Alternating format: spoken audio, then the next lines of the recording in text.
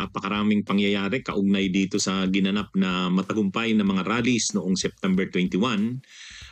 Kaya lang, nagkaroon nga ng mga ilang kaguluhan. Bagamat ano lang naman to, hindi naman to yung pinakatagumpay ng nasabing mga rallies. Pero syempre pinag-uusapan, sino ba talaga? Bakit nangyari ang nagsabing mga karahasan o kaguluhan? Sino ba ang pasimuno nito? Pero sabi ni Yussi Claire Castro, ang tagapagsalita ng Malacanang, alam na daw nila kung sino. May idea na sila kung sino. At sa tinutuno ni Yussi Claire Castro, parang kampo ng Duterte ang pasimuno.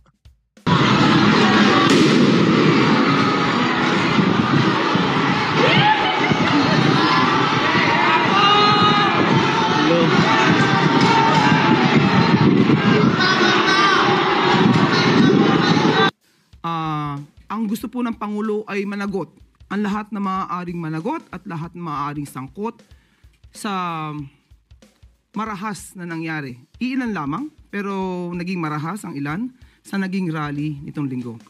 So tayo na po ang makikiusap sa pamunuan po, especially kay Secretary John Vic Remulla, kay Acting PNP Chief General Natartes Jr. and of course the DOJ, na busisiin mismo ang mga sinabi ni Mr. Chavit Singson.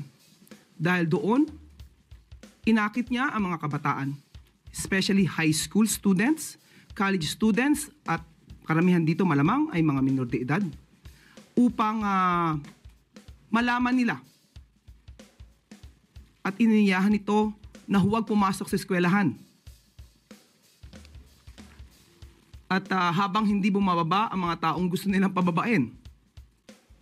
At sila pa, at si Mr. Chavit Singson pa ang nagsabi na hayaan ng mga magulang ang mga batang ito na tumayo para sa isang revolusyon para sa korupsyon.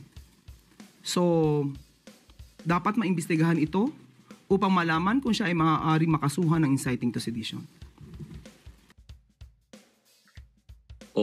Dahil nga dito sa mga nangyaring mga kaguluhan, bagamat hindi naman yan ang pinakamayor na pangyayari, pero syempre kumuha ng malaking atensyon yung mga kaguluhan na yan. Hindi naman ito kasing lala nung nangyari sa Nepal or sa Indonesia, pero syempre pinag-uusapan. Ngayon ang tanong, sino? Kung tatanungin ang Malacanang kung sino ang pasimuno o posibleng pasimuno, parang ang pinapatungkulan ni Yussi Claire Castro, kampo ng mga Duterte. Sabi ni Yussi Claire Castro, alam naman natin kung sino yung gustong magpabagsak sa Pangulo at sino yung gustong iangat at mawala ang Pangulo. Yan yung parang ini-insinuate na sinasabi ni Yussi Claire Castro. Sino ba? Sino ba yung gustong magpabagsak sa Pangulo at sino yung gustong iangat at mawala ang Pangulo? Di siyempre, kampo ng Duterte yan. Sino pa ba naman? Yun ang parang pinapatungkulan ni Yussi Claire Castro. Sige, pag-usapan natin. Bakit? Bakit kaya ganun yung tono ni Yussi Claire Castro? Lumalabas sa sumunod na mga balita na ayon naman kay Mayor Isko Moreno, isang dating politiko ng Manila, Chinese. Isang Chinese na dating politiko, Filipino-Chinese na dating politiko ng Maynila at isang abogado ang di umano'y nagpondo. Kasi ang sinasabi sa mga balita, hindi naman gagalaw yung mga ng bato na yon, nagrally na yon na gumawa ng kaguluhan. Ito'y bahagi ng isang plano ng isang grupong politikal o ng isang grupo ng mga politiko. Yung mga kabataan po na naging violent po kagabi, nakakulong na. Matukoy na po ba kung sino po possibly kung may nag-orchestrate po sa kanila or sila lang po na pera? Merong mga initial report, sketchy pa. May dating politiko, Filipino-Chinese, ang pander. Tapos may isang abogado, pander din. Yung mga bata na yung kagabi. Mayor, ilan yung nahuli natin? Report ng 70. Yung mga kabataan po. Isang political party ang nasa likod nun.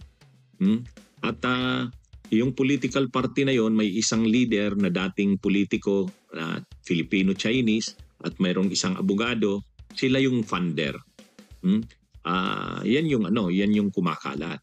Pagka ganito ang takbo ng investigasyon na sinasabi sa mga balita, sabi ni Yussi Claire Castro at sabi ni Isko Moreno, hindi man nila pinapangalanan, pero kampo ng Duterte ang tinutukoy nila dito. Sino ba naman ang political party na tinutukoy? Ay natural PDP Laban.